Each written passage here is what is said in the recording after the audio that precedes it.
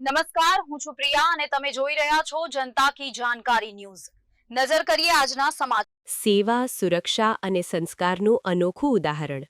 આજરોજ વિશ્વ હિન્દુ પરિષદ અને બજરંગ દળના કાર્યકર્તાઓ દ્વારા માનવતાનું ઉત્તમ ઉદાહરણ રજૂ કરવામાં આવ્યું। પરપ્રાંતીય બિહારી યુવકના અવસાન બાદ કોઈપણ સગા સંબંધીઓ હાજર ન હોવાના કારણે કાર્યકર્તાઓએ માનવધર્મ નિભાવતા હિન્દુ પરંપરા અને રીતિરિવાજ મુજબ યુવકને સન્માનપૂર્વક અગ્નિસંસ્કાર આપ્યો। આ સેવા કાર્ય સેવા, સુરક્ષા અને સંસ્કારના મૂલ્યોને પ્રતિબિંબિત કરે છે અને સમાજમાં માનવતાનો મજબૂત સંદેશ આપે છે।